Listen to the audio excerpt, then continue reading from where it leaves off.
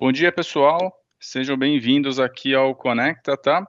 O meu nome é Ivan, eu sou da área de Engenharia Cloud aqui do Banco BV, e o BV vem participando cada vez mais de eventos sobre inovação, sobre tecnologia, e o Conecta é um evento que nós já fazíamos já internamente, e pela primeira vez a gente está fazendo esse evento aberto ao público também. Então, é uma iniciativa bastante interessante, bastante bacana aqui. Eu estou bastante feliz de poder participar. E o evento aqui ele vai ser composto por uma abertura aqui agora, e a gente vai ter uma sequência com 4 palestras. São duas palestras agora no período da manhã. A gente para durante o almoço e volta à tarde com mais 2 palestras com temas distintos aqui e palestrantes distintos também, tá? Então, essas 4 palestras vão ter 45 minutos de duração, com 30 a 35 minutos de apresentação e 10 minutos para a gente poder tirar dúvidas, tá?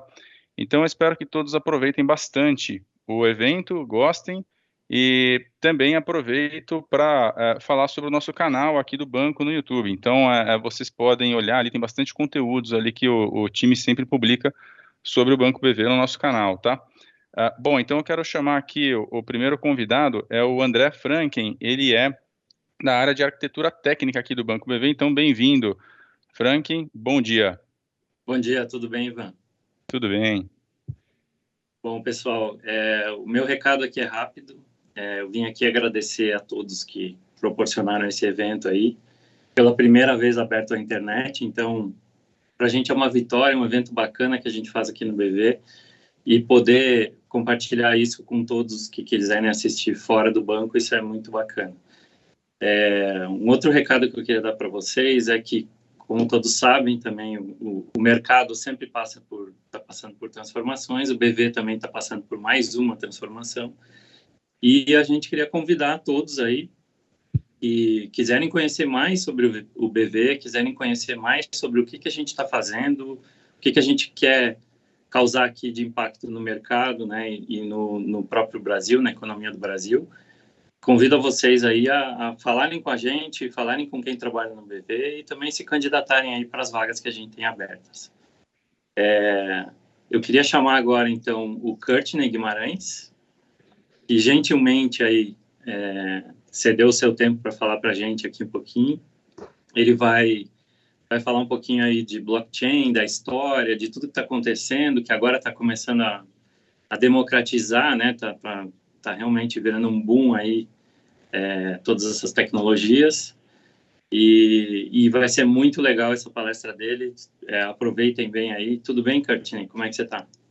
Bom dia, André. Muito obrigado pela honra do convite, né, aos amigos do BV, em especial você, meu colega de grandes aprendizados, e mais um CTO que a gente espera já botando uma outra letrinha no meio para liderar as transformações. Estamos aqui num dia, como eu costumo brincar, essas apresentações acabam 15 segundos antes, né? E realmente acabou há 15 segundos atrás, mas ainda estamos naquele período de tempos interessantes. Legal. Eu não vou dar spoiler aqui, eu queria falar um pouquinho com você, mas o tempo é curto e eu queria realmente te dar aí o máximo de tempo que você puder explorar para a gente aqui sobre esse conteúdo que é tão interessante e que daria para falar muito, muito facilmente aí no dia inteiro, né? Então, seja bem-vindo, muito obrigado. Muito obrigado a todos aqui que estão nos assistindo, e aproveitem o dia, tá? Vai ser um dia rico aí, com muita informação importante e relevante. Valeu, muito obrigado. Vamos dar uma corridinha aqui, então. Obrigado pelo tempo, André.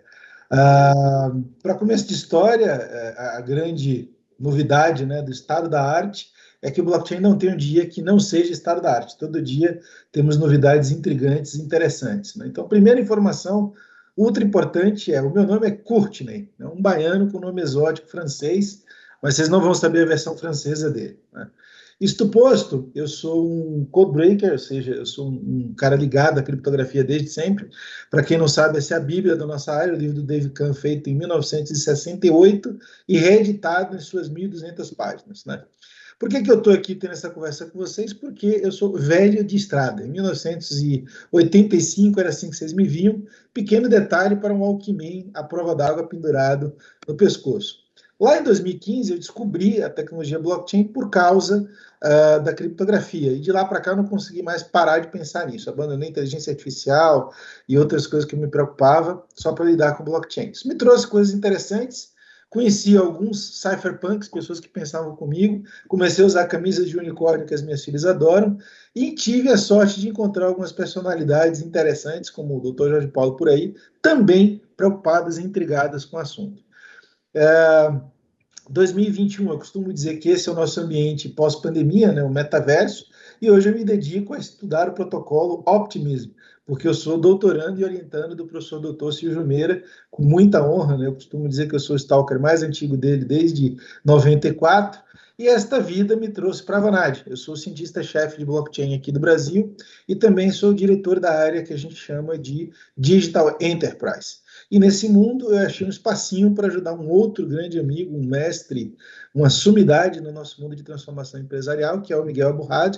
O Miguel está na sua segunda grande startup, né? Ele é o conselheiro, é o presidente do conselho da Neogrid, e eu sou o conselheiro de inovação lá também. Então, basicamente, essa é a minha vida.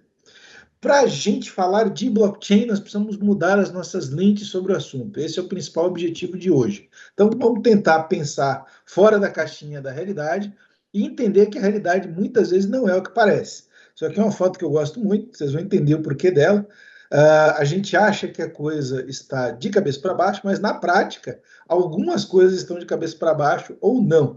E neste mundo que a gente vive de criptografia, tecnologia, finanças e novos artefatos de cidadania, hoje nós começamos com a notícia mais bombástica que eu já vi na minha vida, né? A Febraban se autodenominando geni, eu nunca esperei nos meus 27 anos de banco que fosse ver isso. E botando as coisas nos eixos, novamente, a honra do BV é que o BV está isento disso. Ele é um banco que tem um grande banco como apoiador, que é o Banco Votorantim, e uma grande startup, que é o Banco Neon, também no seu quadro. Então, começando a abrir os nossos olhos, enxergando a realidade de uma maneira diferente, a gente evolui. E como é que a gente evolui? A gente saiu lá de um ciclo de 200 mil anos para 300 anos, para os últimos 50 anos, né, mais ou menos de 1970, para os últimos 5 anos em 2015 e, finalmente, os nossos 2 últimos anos pós-pandemia. E isso vai nos levar a um novo patamar da humanidade que a gente, basicamente, não sabe o que é. Mas se a gente fizer as contas direitinho, isso aqui vai ser a nossa 7ª era, e é isso que a gente vai falar no final dessa apresentação. Basicamente, enquanto seres humanos dominamos o planeta, porque nós fazemos ferramentas, desde que a gente era hominídeo. E essas ferramentas, tem algumas delas que são subjetivas. Dinheiro é uma delas, né? Subjetivamente, estamos aqui falando do Ano Novo chinês, o real Ano Novo, o grande feriado, que é o Ano Novo lunar, e para quem não sabe, não existe uma tecnologia chamada blockchain. Existe uma patente de um cara chamado Horst Feistel, que ele começou a trabalhar com cifras em blocos criptográficos lá em 71, e essa patente é de 74. E hoje, para delírio do meu querido amigo André, o slide que a gente acabou de colocar aqui quando ele me lembrou dessa pergunta, me diz, segundo o professor Paulo Tasca, que o blockchain é uma árvore de mais ou menos 70 e tantas tecnologias, ou 200, dependendo de como você olhe, que tinham uma finalidade. E a finalidade não era a cadeia de blocos. A finalidade, como diz um dos grandes arautos dessa realidade, era preservar a privacidade dos indivíduos. Isso descambou para uma invenção que nada mais é do que um sistema de contabilidade. Né? A gente vai falar disso daqui a pouco, mas além de ser um sistema de contabilidade, ele tem uma outra diferença. Ele é um sistema de contabilidade notarial, ou seja, ele tem uma grande capacidade de ser inviolável e irrefutável nas suas informações. Essa talvez tenha sido a grande pedra fundamental para se criar a religião ao redor do blockchain. E qual é a religião? A religião, como diria o meu querido amigo Bruce Mal, que é um designer, é que quando tudo está conectado para o bem ou para o mal, qualquer coisa, por menor que seja, importa. E o blockchain não foi uma invenção. Ele foi uma descoberta acidental no meio de uma maratona de quase 40 anos, de uma rede de eventos interligados, e essa rede de eventos tinha os seus apóstolos. Os apóstolos eram pessoas normais, né, como Alan Moore, que é um dos cypherpunks da categoria cultural, e os punks têm uma característica muito interessante. Eles trabalham a mudança, trabalham a inovação da sociedade através da agressividade. Vejam bem, agressividade não quer dizer violência. Quer dizer que o meu visual é agressivo, que as minhas ações são agressivas, ou, como a gente fala, que eu não tenho medo de mudar tudo e começar as coisas do zero. Desse jeito, os tais cypherpunks, como a gente fala, que aqui tem alguns, começaram lá nos anos 80 a escrever os evangelhos sagrados que acabaram com a religião blockchain. O primeiro deles, do David Shaw, é de 81 e fala, olha, nós queremos fazer e-mails anônimos. Long story short, isso veio evoluindo de 83, virou um sistema de pagamentos anônimos, lá em 82, depois em 89, através de outros papers, e vocês vão ouvir falar bastante do David Shaw, e isso teve uma coincidência com o começo da internet comercial. Então, durante os anos 90, a gente não sabia, mas todas as fundações de criptografia e privacidade também estavam sendo desenvolvidas. Até que alguém descobriu um troço e falou assim, cara, existe uma outra ciência chamada teoria dos jogos. E esse pessoal descobriu um problema de generais bizantinos, que é como é que eu provo que duas coisas que não são controláveis, ou de uma certa forma deveriam não ser controláveis, podem ser confiáveis. Long story short, alguém criou a teoria de que eu poderia confiar em informação e transação num ambiente absolutamente não confiável. E aí nós tivemos os mártires. Quem são os mártires? Durante esse período de 30 anos, existem várias histórias, principalmente nos anos 80, com a criação do Pretty Good Privacy, etc. Mas o grande choque, ou que coincide, como a gente fala, não foi intencional, com a descoberta dessa nova tecnologia, é o choque econômico de 2008, né? E a primeira igreja criada com o Satoshi, esse não é o Satoshi, esse é o Damian Satoshi, que por um acaso também é programador, mas segundo ele não é o Satoshi. Foi criada a religião de que, olha, agora temos um meio monetário nosso através dessa contabilidade maravilhosa que, naquela época, chamava Bitcoin. Então, o Evangelho Sagrado primeiro era o paper do Bitcoin e o grande evangelista disso era o Hal Finney, o Howard Finney III, que lá nos anos 90 escreveu várias coisas e que escreveu o código dessa tecnologia. Hoje, quase 15 anos depois, literalmente nós estamos erigindo as primeiras, digamos assim, obras e estátuas em homenagem a esse Deus. Mas qual foi a primeira igreja? Foi um evento que provou que o dinheiro não poderia ser rastreado ou não poderia ser confiscado numa primeira instância, que é a Silk Road. Long story short, era um portal de drogas, etc. E esse troço funcionou. Ou seja, durante algum tempo, porque o criador do Silk Road acabou sendo preso e hoje 10 anos depois, a gente entendeu que criptoativos, principalmente o Bitcoin, são a única coisa que não são não rastreáveis. Então, a má ideia é fazer coisas horríveis com Bitcoin.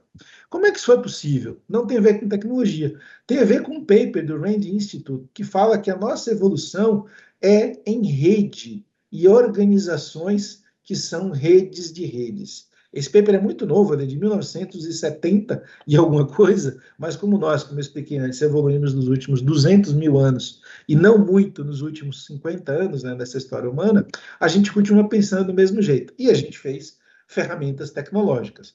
Em 2015, nós entramos no que eu chamo de quinta era da humanidade, que é todo mundo online o tempo todo, pelo menos 2 bilhões de pessoas vivendo conectadas em 4G. E o Bitcoin tinha lá as suas grandes ferramentas que evoluíram, como eu falei, ao longo de 40 anos. Né?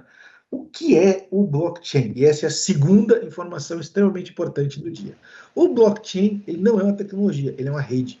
Só que, diferentemente das redes como nós conhecemos, ele é uma rede amorfa, exatamente como essa revoada de touros, porque ela é autônoma, ninguém manda em ninguém, eles confiam apenas, aspas, no seu código, que é o DNA. É uma rede distribuída, porque não tem um ponto central e nem pontos de controle. É um ambiente extremamente confiável, esses passarinhos vão ficar voando aí durante horas e horas para se alimentar e se proteger dos predadores, ninguém vai bater em ninguém. E eles só funcionam porque eles são uma rede. Então a rede, a organização, é muito maior do que a soma das suas partes. Eu costumo dizer que se nós olharmos para o nosso corpo, nós somos uma soma de elementos quânticos, de átomos, de células, de órgãos, e a soma total é muito maior do que isso. Na prática, isso é uma rede autônoma e garantida. O maior exemplo que nós temos desse direito foi abrindo mais ainda os olhos para esta realidade, tirando essa parte histórica que é importante, como é que isso foi se desenvolvendo? Desde 1970 e principalmente desde 1910, desde 2010 mais ou menos, quando o Bitcoin começou a funcionar, a gente foi tendo ondas não só de tecnologias, que continuam andando, como de redes. Nasceu o Bitcoin deu cria a 600 redes. Depois, em algum momento aqui, em 2014, 2015, e a gente vai falar isso daqui a pouco, começaram a aparecer outras redes. Então, por que não existe o blockchain? Porque nós estamos como em 70 na criação dos computadores pessoais. Existem hoje 15 mil diferentes tecnologias que se denominam blockchains e mais ou menos umas 40 mil redes diferentes, que, by the way, não se falam entre si ainda. Né? Então, elas precisam de um elemento no meio, um intermediário para se falar. E essas redes criaram um ecossistema. Isso aqui é um ecossistema bem simples, que foi feito lá em 2013, mas que reflete até hoje o que é essa rede de valor do Bitcoin. Essa rede roda 10 trilhões de dólares ano, entre baianos, cientistas que ficam fazendo palestras, exchanges como o mercado Bitcoin aqui do Brasil, o BTG que está entrando no mercado agora, e assim vai. E, em algum momento, por causa da Silk Road, alguém falou assim, não, esse negócio de Bitcoin não é bom, não vamos falar de rede, vamos falar de blockchain. E quem falou de blockchain, essa é a grande curiosidade do mercado. Para quem não conhece, essa moça me fez 2 favores. Uma, ela tem um nome tão complicado como o meu, que é a Blythe Masters, e outra, ela inventou o termo blockchain. Só que antes de inventar o termo blockchain, a Blythe era do mercado de capitais, e ela era do Morgan Stanley, e ela inventou um pequeno produto chamado Create Default Swap.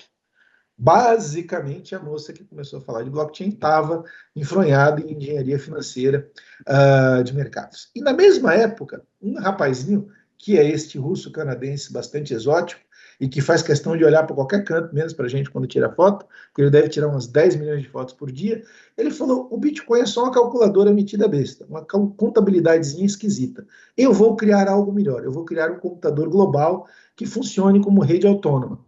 E ele tem um outro amigo, o Vlad Zamfir, que é esse rapaz que está aqui, que é um dos maiores cientistas de computação paralela do mundo e um especialista em IPA, by the way. Tem um gosto muito bom para cervejas IPAs. E esse pessoal inventou uma outra coisa que foi o crowdfunding. Então, em 2016, o pessoal começou a pensar que, além do open source e além das redes autônomas, como era o Bitcoin, o processo de criação de tecnologia deveria funcionar de uma maneira autônoma. E nós vivemos uma grande onda, uma grande bolha, na verdade, de acontecimentos que a gente chamou de ICOs, Initial Coin Offerings, mas que, na verdade, é apenas um movimento de crowdfunding. E eu vou deixar o vídeo passar bem lentamente, porque é a primeira vez na história de inovação aberta que os inovadores conseguem imprimir a própria capacidade de funding. Então, tudo começou aqui com o Ethereum, onde aqueles rapazes lá em 2014 arrecadaram 20 milhões de dólares. E essa coisa foi andando, até que mais ou menos aqui no meio de 2016, um conceito que eu até estava falando com um amigo há pouco, chamado DAO, Distributed and Autonomous Organizations, nasceu. O que era DAO? Era um crowdfunding de 168 milhões de dólares. A gente não tem noção muito do que é isso em termos de grana, mas seria como se alguém fizesse uma vaquinha de quase R$1 bilhão aqui no Brasil. Então, o DAO já nasceu, por assim dizer, um unicórnio. Em 2017, esse negócio exponencializou e virou a febre de como fazer tecnologias e plataformas relacionadas ao mundo blockchain. Novamente, tudo isso aqui é crowdfunding. Tem alguns venture capitalists por trás, tem alguns fundos e etc., mas toda essa arrecadação aconteceu à margem do que acontecia na época. Long story short, isso gerou ganância. Por quê? Porque este market cap que não existia lá em 2013, 2012, ele começou a rodar alguns valores consideráveis. E hoje, esse gráfico foi antes da gente chegar aqui, nós temos um mercado de mais ou menos 1 trilhão 0,8 de dólares, que gira 150 bi por dia em várias categorias de ativos.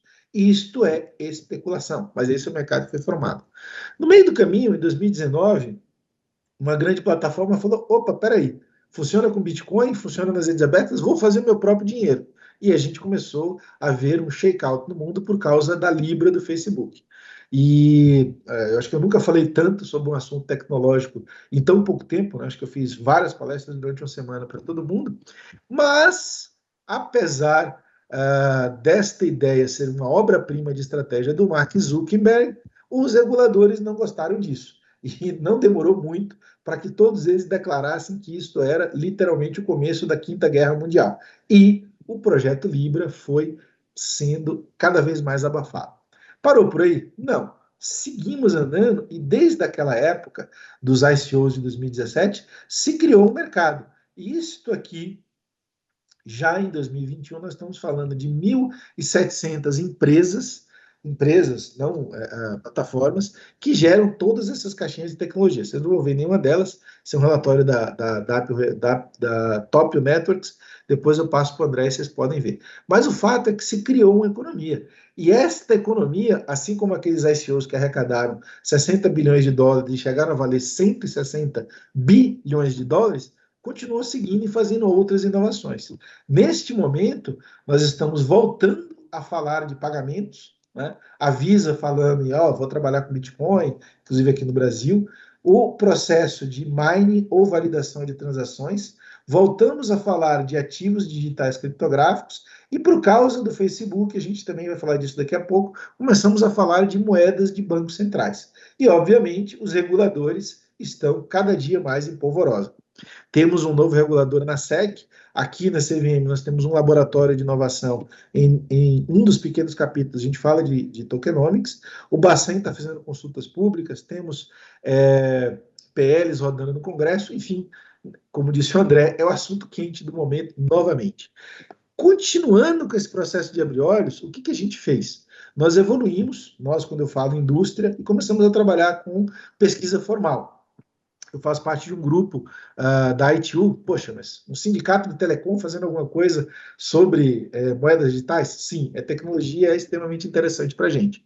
Nós criamos uma taxonomia com vários vetores, temos um grupo de mais ou menos 400 pessoas e nós estamos tentando decupar e detalhar o que seriam essas características relativas a uma estrutura tecnológica para ter moedas digitais, sejam anônimas, não anônimas, privadas, públicas, enfim, estamos lá brincando de construir um novo sistema de engenharia para o mercado monetário digital, e essa é a grande invenção do Bitcoin. Além disso, nós, as empresas de tecnologia, começamos a pensar naquelas pecinhas, naquelas 200 peças que tem no Bitcoin, e entendemos que existe um conceito tecnológico que, por falta de um nome maior, a gente chamou de confidential computing, que precisa ser olhado. Na Microsoft, desculpem o jabá, eu sou funcionário Avanade, a Avanade é 50% Microsoft, 50% Accenture, nós trabalhamos com esse contexto tentando simular algumas coisas que existem nas redes autônomas dentro de um ambiente, digamos assim, permissionado e muito mais identificado. E é claro que a grande área de atenção disso, principalmente por causa da pandemia, é a área de saúde. De repente, nós começamos a enxergar a privacidade dos dados de saúde como algo extremamente crítico e nós e outros temos várias soluções para isso.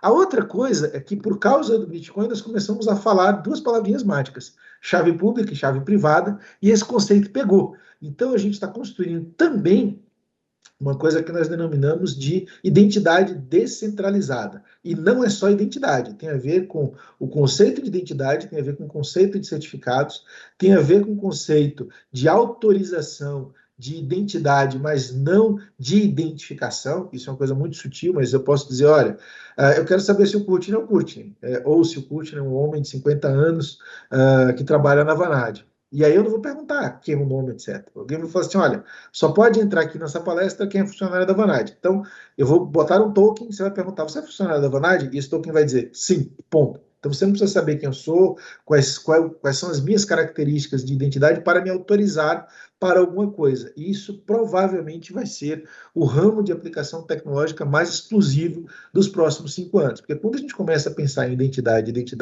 descentralizada, nós estamos identificando pessoas, animais e coisas. E isso tem utilidades assim extremamente amplas. A outra coisa é que, quando a gente estava construindo coisas lá na rede Ethereum, a gente inventou alguns conceitos. O primeiro deles é token, que não deveria chamar token, mas o segundo era o de escrituras, ou certificates, como a gente fala. Então, como todos os blockchains são a contabilidade, a gente deu um jeito de criar uma escritura única. Por isso que a gente fala de non-fungible tokens, mas também o termo deveria ser outro. O que é uma escritura? É algo que te dá a posse e a propriedade de alguma coisa com determinadas características. Então, a escritura mais famosa que a gente conhece é a escritura do nosso imóvel, da nossa casa. Tá? Mas eu tenho outra escritura, que é pouco falada como escritura, mas que é uma escritura, o gravame do nosso carro. Tá lá, o carro é esse, o chassi é esse, a cor é essa, o ano é aquilo, a placa é não sei o quê, etc. Os NFTs nasceram para fazer isso.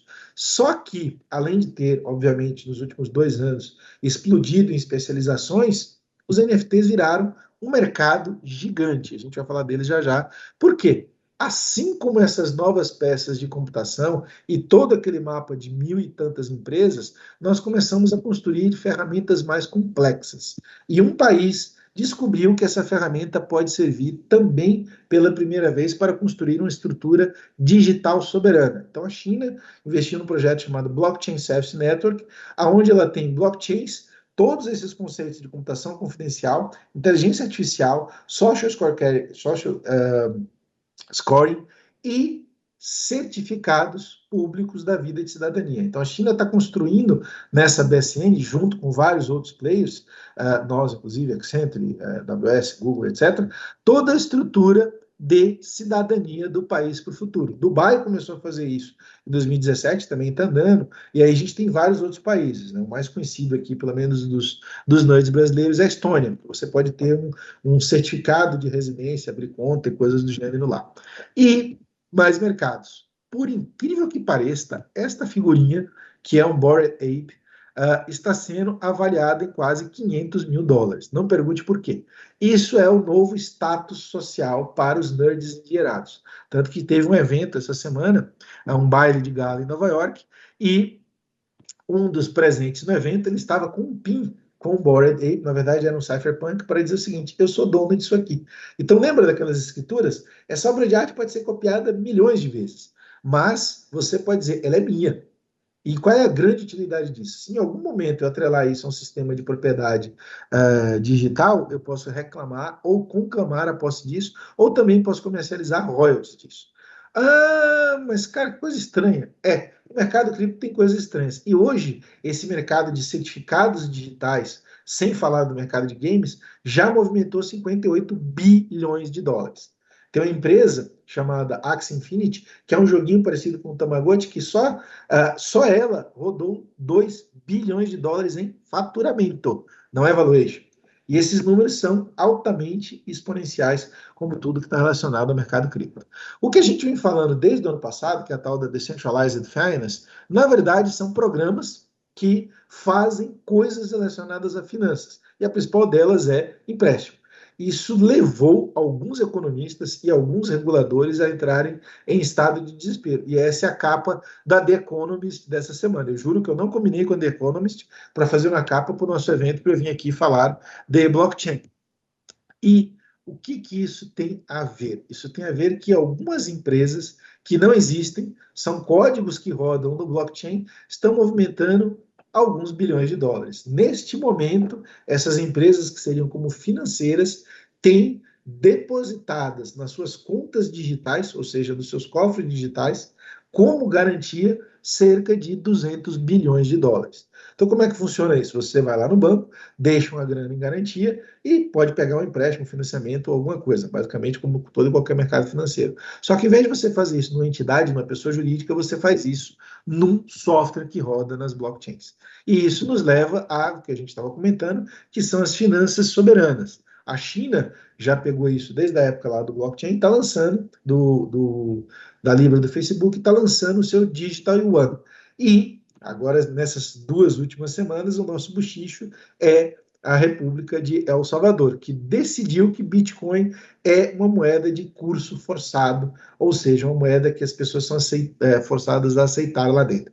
Tem algumas economias que dolarizaram a sua economia, El Salvador bitcoinizou a sua economia. Claro, um mercado muito pequeno, uma economia fortemente baseada em turismo, ele fica ali no Caribe, mas é um grande ponto de mudança. E isso tem consequências internacionais ainda não previstas e nada triviais. Por exemplo, por causa disso, você pode comprar uma residência em Portugal usando Bitcoin, porque Bitcoin diz que se você tiver um ativo que é aceito em algum país como um ativo oficial, você pode fazer comércio com esse ativo lá em Portugal. Olha só que coisa interessantíssima, né? E a gente também está vivendo, não só por causa da pandemia, mas porque isso já era o fluxo normal da mudança, os multiversos, que são as palavras da vez. No meio dessa história tem uma empresa chamada Epic Games, né?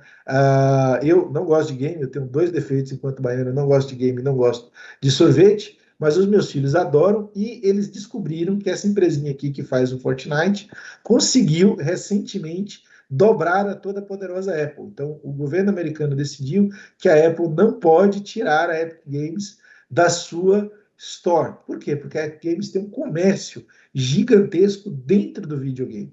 E a fusão videogames com blockchain é o que criou o mercado do ano. Então, toda essa história que vinha sendo desenvolvida dentro do universo apenas dos videogames foi para o blockchain. E olha que a gente sempre vai falar, blockchain nasceu, ele tem uma inovação tecnológica e ele faz o seu autofinanciamento. Esta empresinha aqui, que chama-se Star Atlas, é uma empresa que teve investimento de vários venture capitalists, inclusive da Epic Games, e ela fez um crowdfunding este ano. Com esse crowdfunding, ela chegou a arrecadar 10 bilhões de dólares. Bilhões. É mais ou menos o IPO da Coinbase e de empresas tradicionais. E o que ela está prometendo? Vou fazer um videogame. Quando ela fez esse crowdfunding, ela não tinha um videogame. Essa empresa não tem nem um ano direito, é uma empresa lá de Nevada, etc. E existem guildas, empresas especializadas em jogar e fazer comércio nesses videogames. O que é isso? Isso é o que eu chamo de formas em redes. Na verdade, não são organizações, porque elas são muito soft, não tem uma coisa que a derive ou que a mantenha coesa por força, mas também elas não são soltas, espalhadas e anárquicas. Isso tem a ver com a nossa grande mudança mental de 2015 para cá. Essa vida 100% digital, ela tem mudanças profundas e de grande impacto na vida da humanidade. A gente não percebeu, até que nós entramos na sexta era, que foi por causa da pandemia, todos ficamos com mobilidade restrita, no mundo inteiro, de uma única vez. Isso nunca tinha acontecido na história da humanidade.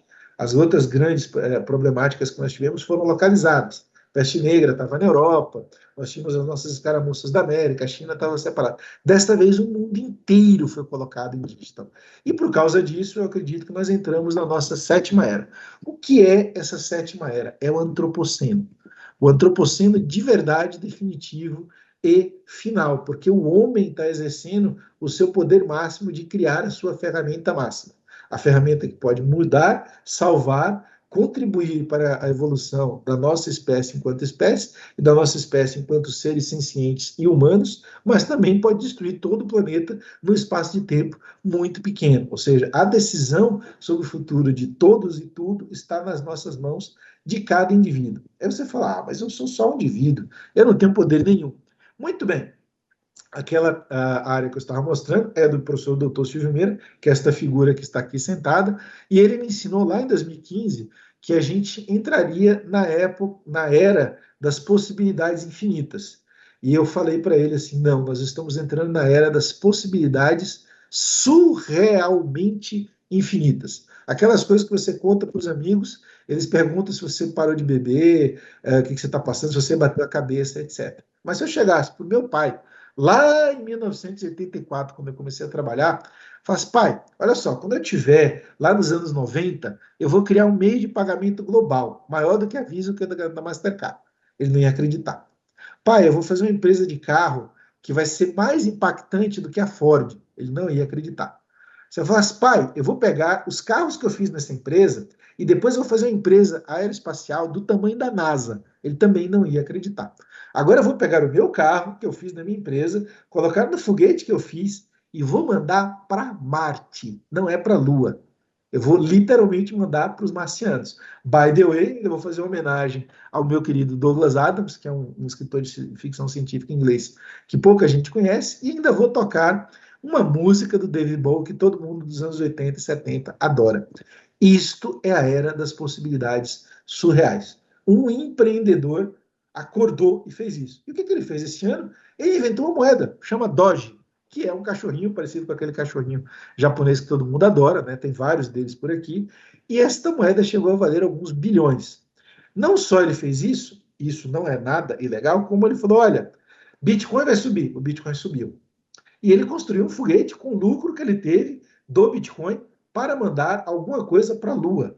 E ele falou, o Doge vai subir, o Doge também subiu. E ele pegou o lucro que ele teve com essa subida de mercado, lembra que eu estava falando da ganância, e construiu alguma outra coisa que eu não lembro o que foi, né?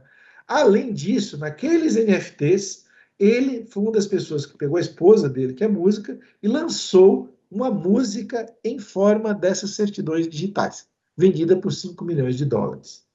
Então, hoje, se eu tivesse que dizer para vocês o que nós vamos abrir os olhos, o que nós vamos ver, o que nós temos que prever que vai acontecer, eu diria, não sei, mas eu diria mantenhamos os nossos olhos bem abertos, porque o impossível, ele não é mais impossível, ele é real. E o surreal é possível, basta querer e fazer acontecer. Para entender um pouquinho disso, eu vou ter que invocar o tio Wittgenstein, onde ele falava muito de significado. E, já que no final do ano nós vamos ter a estreia do Matrix, o significado ele é dado pela cabeça da pessoa. E é dado por esse emaranhado de ideias que compõem a consciência de cada um.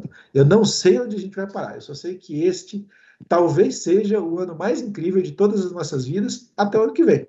E por isso eu quero me despedir deixando uma mensagem da nossa empresa para todos vocês, porque nós estamos vivendo isso no nosso dia a dia. Isso é o divertido de trabalhar com tecnologia hoje.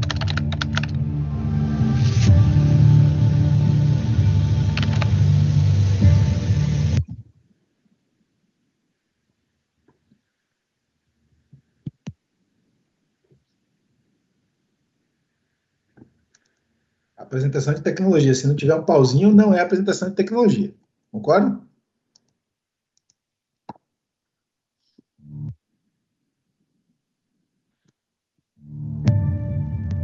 Voltamos.